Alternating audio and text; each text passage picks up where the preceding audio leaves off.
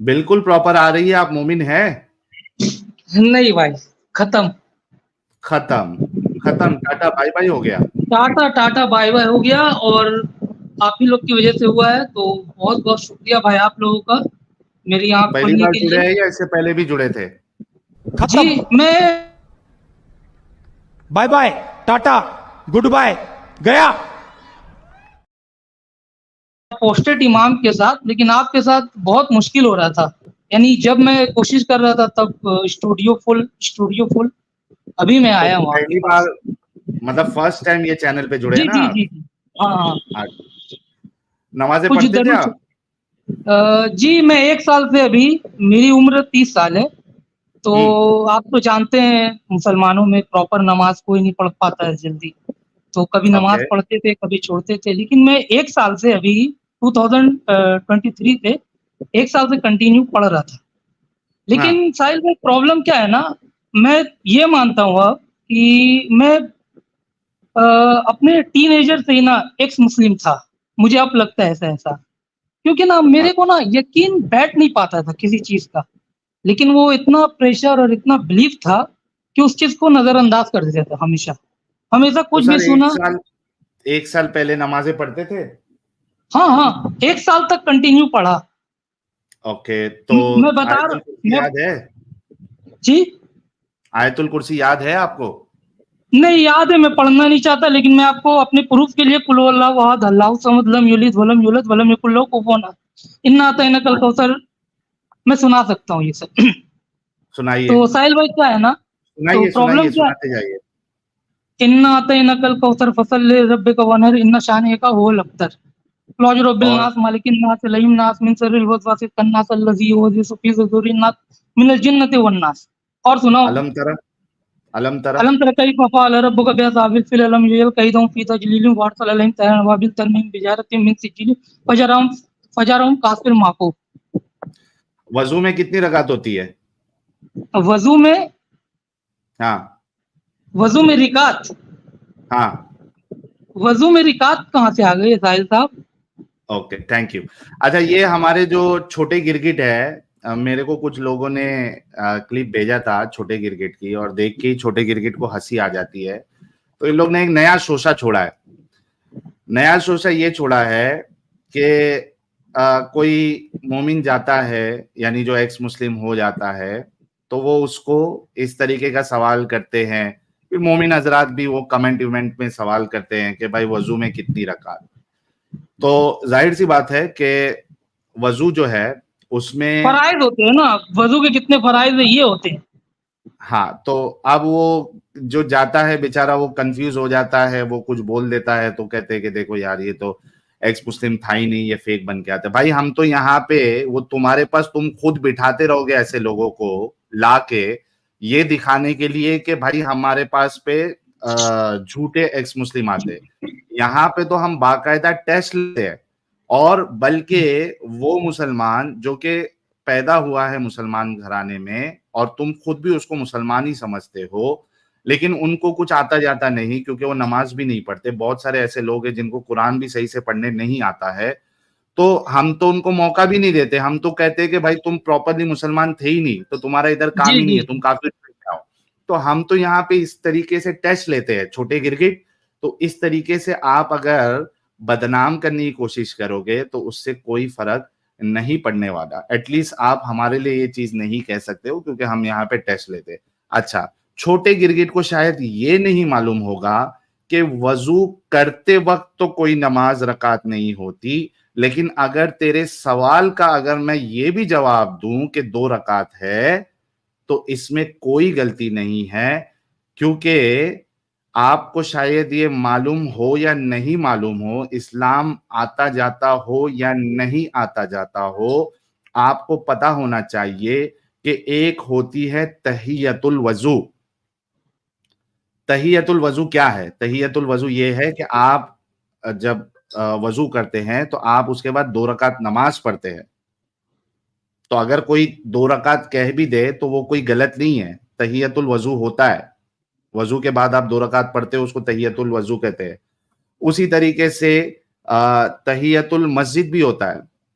जिसमें आप अगर मस्जिद में जाते हो तो पहले 2 रकात नमाज पढ़ते हो। तो छोटे गिरगिट थोड़ा इस्लाम को अच्छे तरीके से सीखो। श्रीकांत भाई कह रहे हैं please reply to me, you and none of you should have to worry about finances in future, I will take them. Srikanth भाई शायद आप वही है जिन्होंने यार मेरा बैंक अकाउंट मांगा था, मुझे पता नहीं, याद नहीं है। अगर ऐसा है तो आप मुझे व्हाट्सएप पे मैसेज करें ताकि मैं आपको वहां पे जो भी डिटेल्स आपको चाहिए मैं वहां पे शेयर कर सकूं। जी फैसल भाई आप टेस्ट तो पास हो गए, और जो मोमिन हजरात है बाकिर गिलकर जरा अपने माइक और कैमरे की परमिशन जरा दे दे ताकि आपको हम ले सकें। चलिए ड्रॉप हो गए। और मिस्टर खास आप भी अगर मोमिन है तो जरा चलिए, आपने परमिशन दे दी है, मैं भी आपको लेता हूँ।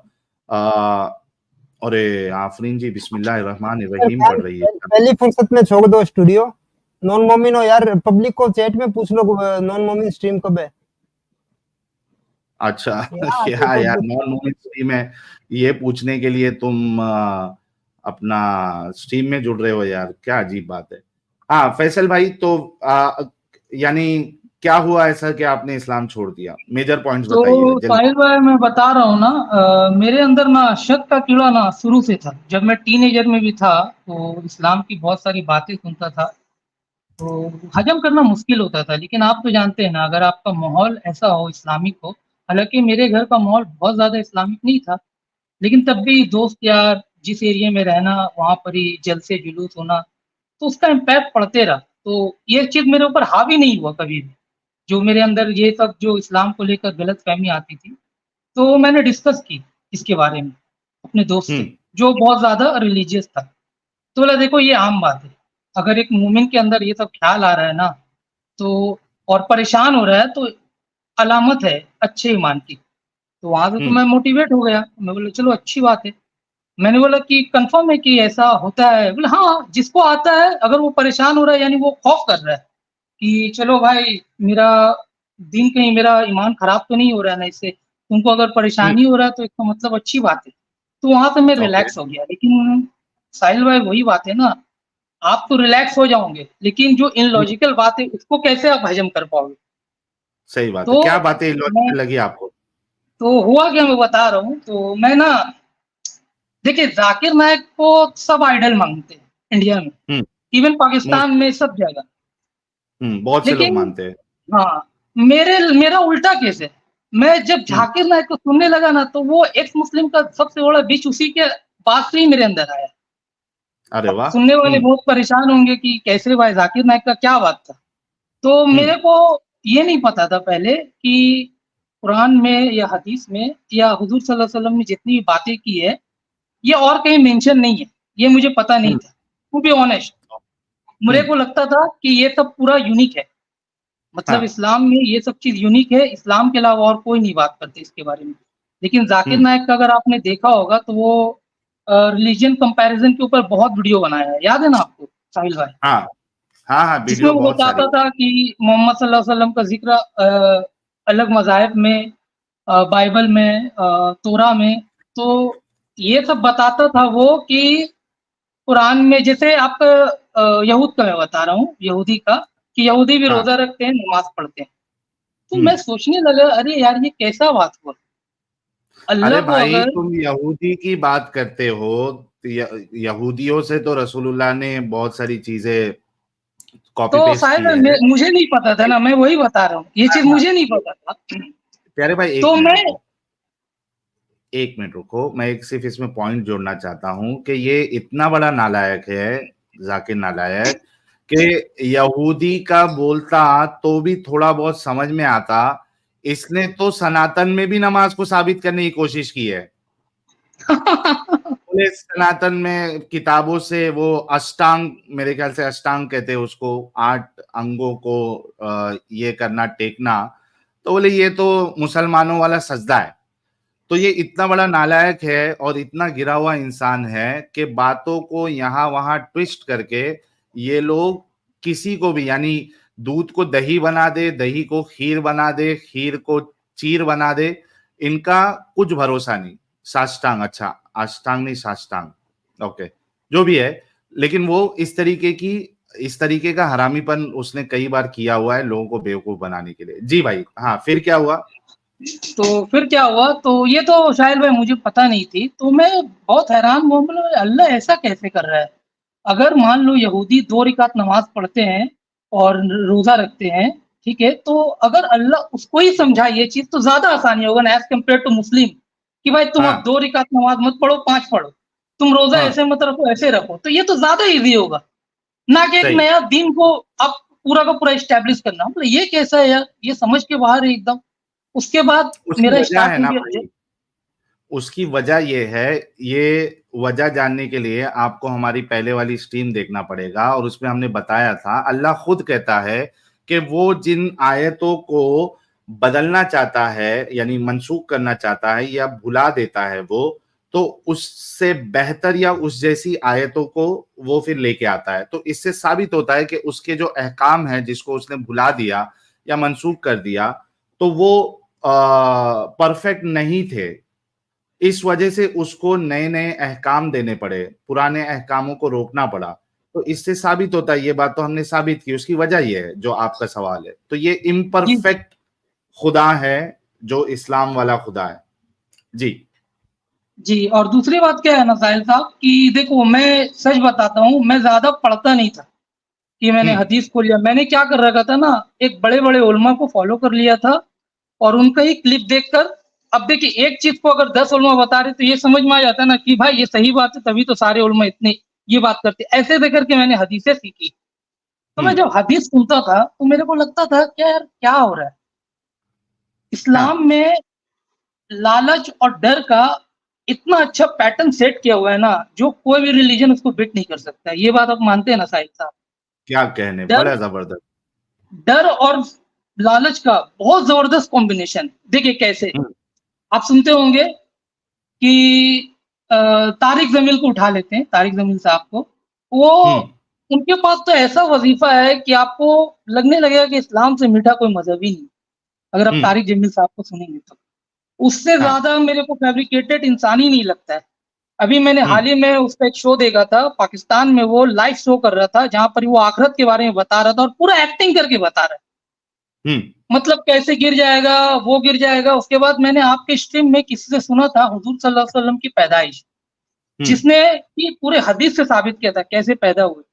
और इसका जब मैं सुन रहा था तारिक जमील साहब का, ये क्या बताते हैं आप सुनेंगे तो हैरान होंगे। ये हम्म बोल रहे थे जब हुज़ूर सल्लल्लाहु अलैहि वसल्लम पैदा हुए तो दोनों हाथ को करवट लिया पहले। अब सबके हाँ साइंस के खिलाफ बात है कि कोई भी न्यूबॉर्न चाइल्ड करवट तो ले ही नहीं सकता, सबसे पहली बात। हम्म पहले करवट लिया, उसके बाद दोनों हाथ को सजदा में रखा और उसके हाँ बाद पूरा झुक गया, यानी जैसे नमाज़ पढ़ा जाता है। हुज़ूर हाँ सल्लल्लाहु अलैहि वसल्लम पैदा होते ही संग नमाज़ पढ़ने लगे। ये साबित क्या हाँ है? साबित क्या? वो तो रेफ़रेंस देता नहीं है तारिक जमील साहब, आपको पता ही हाँ होगा। वो सारा हाँ बात ऐसे ही करता है, वो कभी ज़िंदगी में रेफ़रेंस नहीं देता। तो मैं ये तो क्लियर हो गया था क्योंकि मैंने आप लोगों का स्ट्रीम में सुन चुका था ये चीज़ कि हुज़ूर सल्लल्लाहु अलैहि वसल्लम की पैदाइश कैसी है, और ऐसा भी नहीं है कि सुना था तो सिर्फ़ आप लोगों ने मुँह से बोला था, रेफ़रेंस के साथ दिखाया था हदीस का, और मैं वो नोट भी हम्म करता हूँ। जो भी हदीस आप ओके लोग में डिस्कस होता है, सब चीज़ मैं नोट करता हूँ। ओके तो ये तो तारिक जमील साहब का हो गया। उसके बाद मैं ऐसे ही दीन को सीखा, स्क्रॉल करके, वो वीडियो देखकर, वो मौलाना को देखकर, ज़ाकिर नायक को देखकर, तो मेरे को मोटा-मोटी अच्छा खासा इन्फॉर्मेशन हो गया। ऐसा हो गया था कि मैं किसी से भी बात कर सकता हूँ एटलीस्ट। हम्म उसके बाद भाई अचानक से क्या हुआ ना, जब मैं नमाज़ पढ़ता था ना, तो मैं 1 साल से नमाज़ पढ़ रहा था अभी रिसेंटली, अभी मैंने छोड़ा है। 1 हम्म महीने हो गए उनको छोड़ते हुए, यानी हम्म दीन को भी छोड़ा और नमाज़ को भी छोड़ा। एक तो साल मेरे पहले दिल आपने में नमाज छोड़ी थी ना, अभी नहीं स्टार्टिंग में 1 आपने। साल तक नहीं, 1 साल तक पढ़ा और 1 महीने हाँ पहले, यानी 1 महीने पहले 1 साल हुआ पूरा, ये बोला मैंने। अच्छा ओके तो तो मैंने जब नमाज़ छोड़ दिया तो मेरे को ना अपने आप में तसल्ली के लिए ना एक एक ख़्याल आया मेरे दिल में हाँ कि मैं देखूँ तो कि कुरान में कुछ एरर है कि नहीं। तो मैंने जस्ट हाँ लिखा यूट्यूब में एरर इन कुरान। मैंने अपने ओके तसल्ली के लिए कि मैंने छोड़ दिया नमाज़, मेरे को कुछ लग रहा है ऐसा, तो मैं देखूँ क्या दीन में कुछ गड़बड़ है क्या? तो मैंने जस्ट हाँ यूट्यूब में लिखा एरर इन कुरान, तो मेरे पास ज़फ़र हेट्रिक का वीडियो आ गया। ओके तो भाई आपको तो पता है ज़फ़र हेरेटिक क्या चीज़ है, वो तो पूरा मोनोलॉग बना के रखे सारा चीज़। हम्म तो उसका एक वीडियो देखा, मैं बहुत माने क्या बोलूँ, आपको तो पता ही होगा जो मुस्लिम रह चुके हैं, अगर उसको अचानक से दीन की सच्चाई पता चल जाए तो उसको क्या हाल होगा। आप ये जी चीज़ अच्छे से समझ सकते हैं साहिल सर। तो मेरे को बहुत बुरा लगा, टू बी ऑनेस्ट। उस टाइम मेरे को वो अच्छा नहीं लगा, बहुत बुरा लगा, क्योंकि मैंने हाँ। डायरेक्ट वो वाला हदीस देख लिया था उनका, जहाँ पर वो बोल रहे हैं ना कि जब वही आती थी हुजूर सल्लल्लाहु अलैहि वसल्लम के ऊपर, तो एक बंदा नोट करता था और वो हाँ। बंदा बोलता था, या रसूलुल्लाह, अगर इसको ऐसे नहीं ऐसे लिखे तो कैसा रहेगा? बोले हाँ हाँ, लिख लो बढ़िया रहेगा। तो बोला यार ये कितना गड़बड़ वाला चीज है यार, ये तो बंदा गुमराह कर रहा है। जबर हेरेटिक के बारे में मैंने सोचा। तो फिर आपको मालूम है ना, यूट्यूब में हर चीज का उपाय है। अगर कोई बंदा कुछ गलत बोल रहा है तो उसको भी एक्सपोज करने के लिए कोई आदमी है। तो एक हाँ। पाकिस्तानी लड़का मिला जो उसको एक्सपोज कर रहा था, हाँ। जफर हेरेटिक। तो वो बंदा का जब मैं सुना, मेरे को एकदम दम नहीं लगा। बोले यार क्या ये एक्सपोज किया है, हर चीज को हाँ। बोल रहा है अपने हिसाब से, कोई लॉजिक नहीं दे रहा है। मैंने छोड़ दिया, मैंने स्टॉप हो गया। उसके बाद मुझे आपका स्ट्रीम मिला, एक मुस्लिम ओके। साहिल। मैं आपका स्ट्रीम कहाँ से स्टार्ट किया देखना, जो आप जयपुर डायलॉग वाले के साथ इंटरव्यू कर रहे थे ना, जी जी। और जिसमें आपने ओम वाला अजान दिया था, वहां से मैंने आपको स्टार्ट किया देखना। अच्छा। तो मैंने भाई सच बोलूं, स्टार्टिंग जो जर्नी हुआ ना, आपके बातों से हुआ। मैं आपको सराह नहीं रहा हूँ, मैं अपना एक फीलिंग बता रहा हूँ। स्टार्टिंग जो मेरा जर्नी हुआ, जब मैंने आपकी ओके। बात सुनी, तो आपने सारा कुछ बताया कि मैं ऐसे ही काम करता था, बड़ी बड़ी दाढ़ी रखी थी, तबलीग भी करता था। और जब आपका करात उरात सुना तो मेरे को लग गया भाई आप पक्के मोमिन थे, यानी हाँ। दावत देने वाले मोमिन थे। और फिर आपने थोड़ी देर बाद ये बात मेरे दिल में आया और आपने थोड़ी देर बाद बता भी दिया कि मैं दावत भी देता था। तो मेरे को एकदम पूरा क्लियर हो गया। उसके बाद से मैंने स्टार्ट कर दिया आपको देखना। अब ऐसा नहीं है, कोई ओके। भी मुस्लिम के दिल में अगर कोई शक पैदा हो, तो वो जरूरी नहीं है कि उसी टाइम वो निकल जाए, ये पॉसिबल नहीं है। अगर कोई ऐसा बोलता है ना कि मैंने देखा, मैंने मान लिया कि इस्लाम गलत है, ऐसा हो ही नहीं सकता, पॉसिबल ही नहीं है एक मोमिन के लिए। उसको अगर आप वीडियो भी दिखा देंगे ना हुजूर सल्लल्लाहु अलैहि वसल्लम की करामत का, कि उन्होंने क्या किया, तब भी वो नहीं मानेंगे कि हाँ। वो टाइम लेगा ही लेगा अपने आप को सेटिस्फाई करने के लिए। तो मेरा साथ भी हाँ। यही हुआ। मैंने आपका वीडियो ओके। देखा, आपका स्ट्रीम देखा, बहुत शक पैदा हुआ, तब भी ईमान का जो पावर था हावी हो रहा था उसके ऊपर कि नहीं, हाँ। क्योंकि हुजूर सल्लल्लाहु अलैहि वसल्लम ने सब चीज सेट करके रखा है। इस्लाम ने हाँ। सब सेट करके रखा है। वो ये भी बता दिया है कि देखो, एक दौर ऐसा आएगा कि मेरे खिलाफ होंगे लोग, गलत बोलेंगे इस्लाम को, तब तैयार रहना है तुमको। तो ये हाँ। सब चीज मेरे को रोक लेती थी, आप समझ रहे हैं ना। कह रहे यार, इस्लाम में तो बोल दिया गया कि इस्लाम को बदनाम करने वाले बहुत सारे लोग आएंगे, आपको साबित कदम रहना है। मतलब हो हाँ। सकता है ऐसा हो कि कोई बहकार है, ये कर रहा है, हम साबित कदम रहेंगे। लेकिन बस वही बात है कि लॉजिक अगर नहीं रहा किसी चीज में, तो आप जितना भी कर लो, आपका दिमाग काम नहीं करेगा। और जो भी थोड़ा हाँ। दिमाग से सोचता है, उसके दिमाग में खलबली मचा रहेगा। उसके बाद 6 साल वाली आयत है ये, आयशा का 6 साल में जो निकाह हुआ था, वो वाला बात तो मैं बहुत पहले सुन चुका था। लेकिन मेरे को ना उसमें क्या है साहिल भाई, मैं सही बता रहा हूँ, वो मेरे को ना बहुत ये लगता है कि अरे यार वो लोग कबायली लोग थे, अरब के लोग थे, अगर कर भी दिया तो क्या हर्ज, क्या लेना हाँ। देना उससे। उसके बाद ना मेरे को एक नया हदीस मिला, क्योंकि मौलाना लोग को दिखता था तो वो सब तो हदीस बताएंगे नहीं, अपनी बहू से शादी करने का ये जो पॉइंट था, खत्म यहीं से। यहाँ से समझिए कि एकदम खत्म वाला सिलसिला स्टार्ट हो गया। मैंने बोला क्या बात। एक बंदा अपने एक बच्चा को, बच्चा तो पाल रहा है, बेटा बोल रहा है उसको। उसके बाद उसका शादी भी वही कराया होगा डेफिनेटली, जैनब से। हाँ। चलो हाँ। भाई तुम शादी कर लो। उसके बाद क्या हो रहा है कि उसको दिल आ गया उसके ऊपर, तो उसको निकाह उससे कर ले रहा है, और अल्लाह भी संग संग आयत उतार रहा है कि तुम पर किसी का जिम्मेदारी नहीं है, तुम किसी के बाप नहीं हो, और कोई भी मुंह बोला रिश्ता नहीं होता। मतलब यार ये तो गेम है एक तरह से। मतलब अगर इनको जो चीज पसंद आ जा रहा है, तो वहां पर ये आयत पे आ जाता है, इसके हक पे आ जाता है। कहीं पर ये ऐसा नहीं होता है जो हुजूर सल्लल्लाहु अलैहि वसल्लम बोले कि देखो मैं ये चाह रहा था, लेकिन अल्लाह ने बोला कि नहीं मोहम्मद ये चीज गलत है, मत करो, कहीं नहीं मिलेगा। सही। ऐसा है ही नहीं। उसके बाद नहीं, भाई, एक मैं मिसाल देता हूं और उसके बाद फिर हम दूसरे कॉलर की तरफ भी बढ़ेंगे। फैसल भाई, बहुत अच्छा लगा कि आप इस गंदगी से बाहर निकले, आपको समझ में आई, आपने अपना जहन दौड़ाया और दिमागी अपंगता से आप बाहर आए। एक चीज में अल्लाह ने रोका है, डांट ही दिया है, मतलब डांट के बराबर ही है, वो ये था। अच्छा, उसमें भी असल में फायदा रसूलुल्लाह का ही था। तो वो स्ट्रीम भी गालिबन, हाँ, मैंने कर दिया है ऑलरेडी, अभी थोड़े दिन पहले ही की थी। एक जगह पे अल्लाह ने सिर्फ रसूलुल्लाह को ये डांटा है और मना किया है, वो ये था कि रसूलुल्लाह ने अपने ऊपर, सूरह तहरीम सूरह नंबर 66 की आयत नंबर 1 है, उसमें अल्लाह फरमाता है कि ए नबी, आप उस चीज को अपने ऊपर कैसे हराम कर सकते हो जिसको अल्लाह ने आपके ऊपर हलाल किया है। अब इसकी अगर आप तफसीर देखें इस आयत की, इसका शान नुज़ूल देखें, तो वो दो चीज मिलती है। एक चीज तो मिलती है शहद के बारे में कि बीवियों ने प्लान बनाया कि हम कहेंगे कि शहद पी के आए हो, उसमें मगाफिर है या मगाफिर की बदबू आ रही है। एक वाकया ये मिलता है जो कि सेंस नहीं बनाता, क्योंकि एक शहद के वजह से अल्लाह के रसूल जो है वो बीवियों से नाराज हो जा रहे, एक एक महीने तक उनके पास नहीं जा रहे।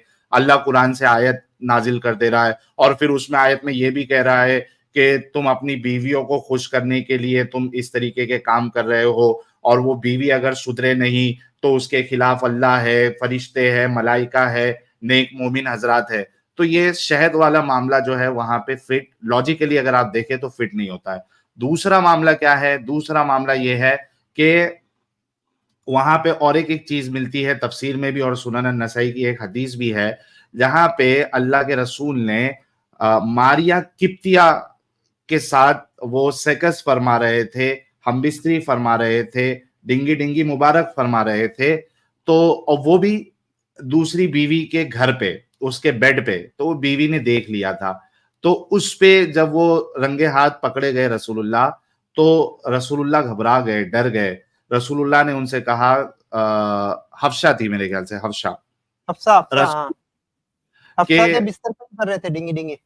हाँ, तो रसूलुल्लाह ने कहा कि मैं ये बात को जो है तू किसी और को, और खास करके आयशा को मत बताना, मैं अब से मारिया किप्तिया को अपने ऊपर हराम करता हूँ। हालांकि वहां पे बीवी ने ये भी कहा कि तफसीर में ये चीज मिल जाएगी आपको, बीवी ये भी कहती है कि ये तो आपके ऊपर हलाल है, आप इसको हराम कैसे कर सकते हो। फिर भी रसूलुल्लाह ने उसको हराम किया, लेकिन अब चूंकि ये औरतों का मामला है, औरतों में थोड़ी सी जेलसी भी होती है, और ये तो बड़ी बात थी कि उनके बिस्तर पे ही लेके चले गए रसूलुल्लाह मारिया किप्तिया को डिंगी डिंगी मुबारक करने के लिए। तो बिलाखिर हफ्सा ने आयशा को ये चीज बता दी, तो उस पे अल्लाह ने फिर आसमान से आयत नाजिल कर दी कि ए नबी, आप उस चीज को अपने ऊपर हराम कैसे कर सकते हो जिसे अल्लाह ने आपके ऊपर हलाल किया है। तो आप जो कह रहे हैं ना कि अल्लाह टोकता नहीं है, तो अल्लाह ने यहाँ पे टोका है, और वो इस वजह से टोका है क्योंकि उसमें भी रसूलुल्लाह का फायदा था। क्योंकि अगर अल्लाह उसको हराम कर देता स्लेव्स के साथ सेक्स करने को, तो एक तो दुनिया भर की जो ये बीमारी है इस्लाम में कि स्लेव्स के साथ आप सेक्स कर सकते हो, ये खत्म हो जाती, और दूसरा रसूलुल्लाह को डिंगी डिंगी करने के लिए एक पार्टनर जो है वो कम हो जाती। तो यहाँ पे अल्लाह ने उनको डाटा तरीके से अपना ही नुकसान करके मत ले। मैं मौजूद हूँ 7वें आसमान पर, मैं तो हर रात पहले आसमान पर आता भी हूँ, मैं मौजूद हूँ, टेंशन नहीं लेने का। तेरे लिए मैं आसमान से आयतें उतारूंगा। तो मेरे प्यारे नबी, मेरे महबूब, तू गमगीन ना हो, अपनी बीवियों की बातों का टेंशन ना ले, मैं मौजूद हूं तेरी खुशी, तेरी तेरी डिजायर को पूरी करने के लिए। तो अल्लाह ने वहां आसमान से पटपट जो है आयत नाजिल कर दी। और एक हदीस में आता है, अल्लाह के रसूल जब हिबा का मामला हुआ तो हजरत आयशा कहती है कि आपका रब जो है वो आपकी ख्वाहिशों को पूरी कर जल्दबाजी करता है। तो हजरत आयशा, अम्मी आयशा, जो कि एक्स मुस्लिमों की सरदार है, यानी पहली लेडी है एक्स मुस्लिम, तो उन्होंने रसूलुल्लाह की इन बातों को बयान किया हुआ है जो कि ऑथेंटिक अहादीस का हिस्सा बनी है। तो फैसल भाई, बहुत अच्छा लगा आपसे बात करके, थैंक यू सो मच। और जी जी साहिल भाई, आपकी बात करके बहुत अच्छा लगा।